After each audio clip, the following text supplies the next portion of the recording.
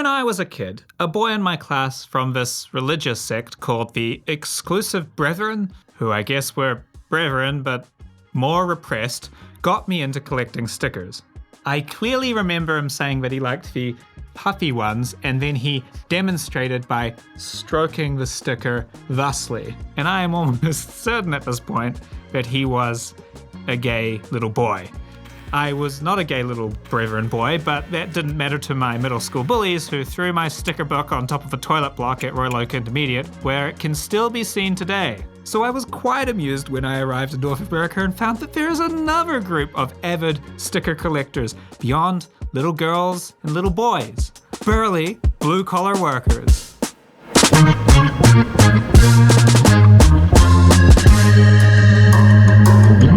Plastered over the hard hats across the continent is a real window into the interests, aesthetics, and values of the people around you who build and make things that aren't just JPEGs and JPEG accessories. So in my fascination, I bought hundreds of dollars worth of every sticker I could find on Canadian Amazon and a working man sticker book. So these hard hats were an early part of safety culture, and safety culture itself has become a big part of blue-collar life. Modern trades have an almost cult-like adherence to safety, elevating it at all levels of an organization. And although often eye-rollingly ridiculous, the never-too-safe strategy of the safety cult totally gets results. It also creates the kind of hilarious, paradoxical spectacle of a drunk guy ripping around on a motorbike with no helmet in the weekend, who will then scold you for not wearing safety glasses when you're using a Dremel. Got to secure that worksite. So early hard hats were just canvas dipped in tar, but they've become the canvas for millions of workers to express themselves. Sorry, let you know their deal. But the first identity gained from a hard hat was more practical. Certain shapes have certain roles. A small brim was okay for a miner, but if you're exposed to the elements, you'll see wider brims. In New Zealand, where the ozone hole will poach a Ginga Palangi in minutes, you'll see this full-on beekeeper-looking shit. To provide sun protection for the face. Soon after, plastics made it easy to colour helmets, and various occupations started to gravitate towards certain colours. White for the white-collar engineers, managers, and visitors. Yellow for general labour and earthworks, tastefully matching the machinery. Blue for electricians and technicians. Brown for welders. But it's the stickers that really grab your attention. I remember being in New York and seeing a helmet that was a real whoa for the first time. I was immediately fascinated by the combination of symbols and things that I saw. It was awesome. I still think about that helmet. So first of all, the most common thing that you see out in the wild is pride of being a skilled worker. Getting paid for getting high. And almost always directly connected to that, of being unionized. Union painter. Unions often issue stickers to members to chuck on their helmets and tools, showing their local and their skill. In my research, union stickers were the earliest ones that I could find and remain the most prominent, often the first sticker that a worker gets, becoming part of a tradition, you know? Closely related and numerous are the safety stickers. Safety, hard hats, and the union all kind of go together. A primary priority for early unions was safety, valuing the worker financially, sure, but also valuing their lives. It was a dangerous time to be a worker, so safer, more unionized work sites had hard hats. So you should be paid and proud of your work, and you absolutely shouldn't die for it. There's a lot of national pride and a pride of building it and laying another brick in the wall for the nation. I remember during lockdowns, we had a few weeks sheltering in place, lining up outside supermarkets, just kind of a hibernating society. And the first wave of non-essential workers in Quebec that went back to the job was the construction workers. And seeing the boys down the road on their first day, slamming down their energy drinks, also a popular sticker, and starting up their equipment, it was actually inspiring. You guys are rock stars. And that whole doing real work theme is strong on these stickers. Welder, there's no app for that. You definitely see a lot of class warfare. Kicking ass for the working class. We're getting it done. We're building the shit that you need to live. There's an endless well of ragging on engineers and supervisors and a lot of how dumb people are and how they need you to fix a thing. I don't have the time or the crayons to explain it to you. And how it's not your problem. Not my circus, not my monkeys. But it's not all me, number one. There's plenty of joking about being middle of a road or duct tape fixes being good enough. Don't worry, I zip-tied it. Well, sorting the stickers into themes, you'd see a strong, self-reliant, kind of libertarian bent. Don't tread on me.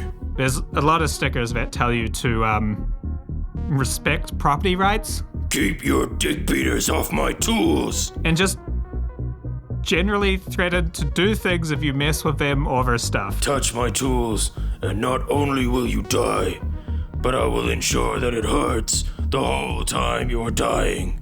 Some people just need a high five. In the face with a chair. But with the self-reliance, there's plenty of camaraderie too. Lots of stickers letting people know that you can help communicate in other languages or do CPR and are willing to drink beer and watch sports because holy shit, if you want to not be working and have a beer, have I got a pile of stickers for you. Beers, lady shapes, sports, and an amazing amount of instruction to lick or suck balls if you disagree with any of those priorities.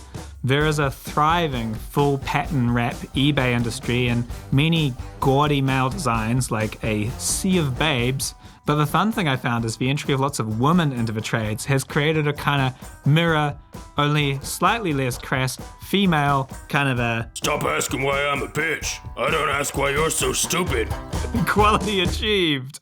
I wasn't expecting it at all, and I'd never really noticed it, but these stickers really illustrated to me this pretty famous loss of working class support for establishment liberal parties. And I can see them looking at these helmets and saying, why does it have a sticker that is pro-union and then anti our left-wing party? Most of the stickers that you see out in the wild are unions and safety. But alongside that, and closely related, you see plenty that oppose unskilled, untrained, ununionized labor.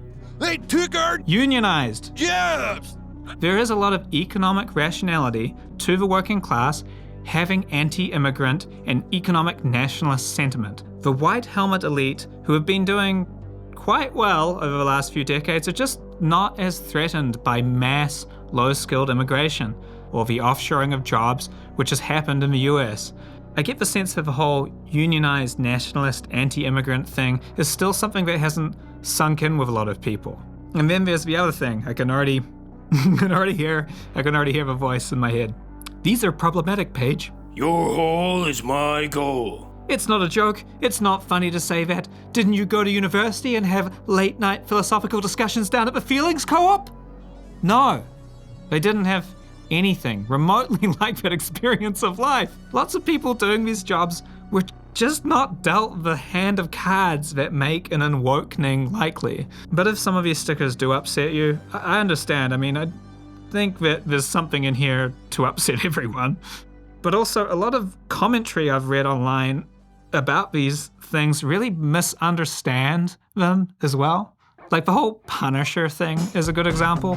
I've never read that comic. The only reason I know about it is because I've listened to so many like NPR-y podcasts about what this means. And they'll often say something like, oh, the Punisher is a white man and he takes the law into his own hands and that's what's going on there. But that's also Batman, Spider-Man, Superman, like all the mans. Burnt Face Man!